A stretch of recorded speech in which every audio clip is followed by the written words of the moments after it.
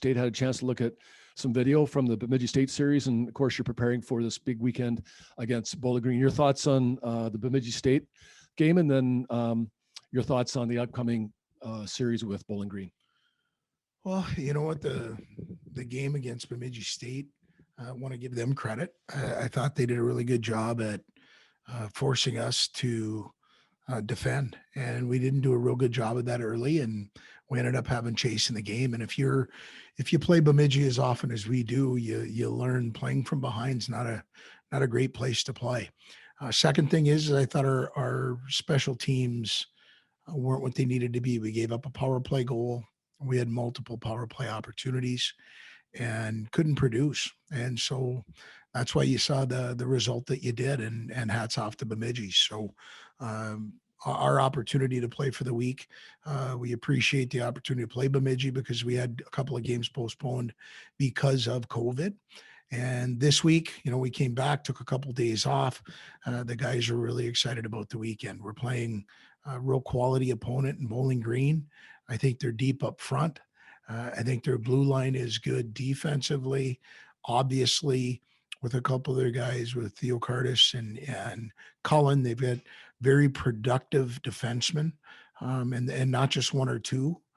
Their whole group of six like to get in the offense as much as defend. And they've got two goaltenders that are batting about .930 as far as save percentage between the posts. So a great opportunity for us to look at a mirror and play a team that's nationally ranked, be a team that's, year in and year out, these battles going all the way back to when Bergeron was there, and now with Ty, their quality. I've got a lot of respect for their program. I've got a lot of respect for their players, and look forward to the opportunity to play this weekend. They've played a lot of games, Mike, a lot more than we have. How much of an advantage do you think they have, given the fact that their sample size is so much larger than ours, if at all? Well, I learn most about our guys in games because that's a time when the coaches, we might be able to throw a wrinkle in here or there as far as adjustments, but the guys are playing the games. Our work, usually gets done Monday through Thursday. And, when you have an opportunity to play games, I think it gives you an opportunity to look in the mirror and look at the positives and accentuate those, reflect on the negatives, correct those, and try and support guys getting better. And so, they've played more games than anybody else in the country. They've played 20 contests, and we're at 12. We're knocking wood. We're going to be able to get to that magical 13 come Friday. And I just think it's a great opportunity for us to compete against one of our rivals in the league. A couple of questions starting to filter in here. We'll begin with this one. Looking forward to a playoff level of intensity, given the quality of the two teams. Yeah, and I've thought a little bit about this, and I don't want to put too much into it because it just kind of is what it is as far as the situation we're in. But I was thinking a series like this at this time of the year with this on the line as far as points, standings, trying to put yourself in a position to be having an opportunity to hang a banner. This place would have been hopping. There would have been 5,000 a night, and I think there would have been a lot of eyes upon us in the building. I still think there's a lot of attention with the series, nationally, league-wide. It's a great opportunity for both teams to show themselves. So I think there's going to be intensity from the time that the puck drops to when this entire series is over. Is this Bowling Green team significantly different than Bowling Green teams of the past? Oh, you know what? I've got such an amount of respect for Bowling Green and the battles that we've had year in and year out, and the amounts of splits that we've had in series, whether it's at their barn or at our barn. I don't know. I think that gets told at the end of the season. I think they've been good for a long time. You look at the run that they're on right now. They had a little blip at Bemidji that got corrected because I witnessed on tape the two games that they played against a very good Michigan Tech team. And they were about as rock solid as you could be. They were good on the power play. They scored 4. They were good on the penalty kill. They spread the wealth as far as distributing their offense, and they defended well as a team and got very good goaltending. So I think they're going to be excited about coming into our building as much as we are playing them in here. I think a lot of people took note of the fact that the game at Bemidji State, for us, Mike, a little different lineup because of guys injured. Any update on the guys who didn't play against Bemidji State who might play against Bowling Green? Oh yeah, they're skating, and we'll see how the week continues to progress. But things are going in a good direction, and we're just trying to build our house day by day here. And so, we'll see how it goes throughout the week.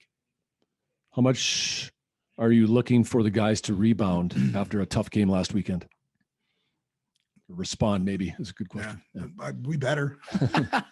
We're going to have to. And again, I think anytime that you go through, I think one of the most teachable moments for a team and a coaching staff is when you don't reach the goal that you were looking for that weekend. And we have to hit the reset button. I didn't think we'd win every game this year.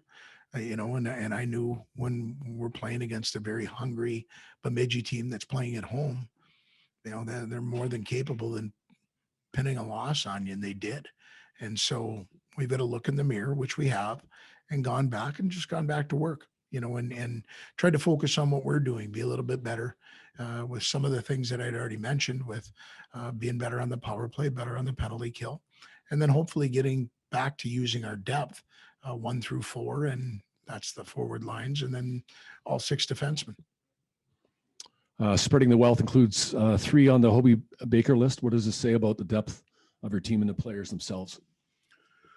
Well, and it's still early. I don't want to say premature. I just want to say it's early. We're in February, and if we're looking at how that sits on a calendar on a normal year, we're deep into the season. But again, we're, like I just said, we're at game 13. There's 3 guys, all 3 of them, Dryden McKay, Nathan Smith, and Cade Borchardt, have all done a great job at putting themselves on the map and getting themselves in position to be under consideration. I think that will end up being defined as the season continues this weekend, the end of the regular season, getting into playoffs.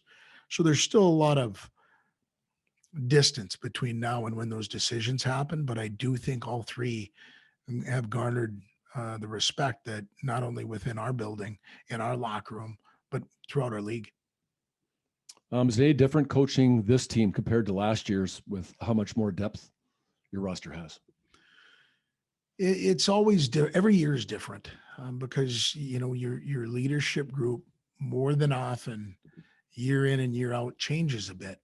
This year it has. So we've got a different group that's speaking to everybody else. You've got an incoming class of freshmen. This year it's a little bit unique because we've got 2 guys that have come in, one as a grad transfer and another one as a transfer, and we're still continuing to mold them into our group, even though they're new. So every year it's different. We might not be as top heavy as we were a year ago with Michaelis and Toomey and Gerard, and even Connor Mackey. But I do like our depth. Going back to the question, I'm hoping we can continue to rely on our depth because we're going to need it as we continue to go through this regular season. This is the only time you'll face Bowling Green in the regular season. Does that amplify the importance of this weekend's games in regards to the conference championship and positioning for the national tournament? Absolutely. It does. Just, usually, and again, we don't play a balanced schedule throughout our league. This year we are. Difference is if we were in a balanced schedule at any other time, you'd play 2 in their building, 2 in your building. This year we have an opportunity to only play 2 games because of the COVID situation. They happen to be here. We want to try and take advantage of the opportunity of playing in our own building. We haven't done it a lot. The amount of games that we've played, it's not 50-50 when you look at the amount of home games that we've played in comparison to our road schedule. So we're excited about not getting on a bus or getting on a plane and going somewhere else. BG's good at home. They're good on the road. So we're going to have to defend our home ice if we're going to expect to take any points from the weekend. Last question regarding Dryden McKay. He's had an interesting week, being named WCHA Goaltender of the Month, named to the Hobey Baker nomination list, and then appearing on the Richter Award watch. So your thoughts on this recognition for Dryden? It's well deserved. I think he's earned it. It's great to see him recognized in those ways. So, Dryden hasn't changed. He's as humble as the day is long. he just goes about his business. So I'm happy for him. I also know that he's focused on us having a good week of practice. We had a goaltending session today, and we've still got to try and crush Thursday. So I think he'll remain focused. But I'm happy that he is being recognized for his play and what he has put together here in the early season.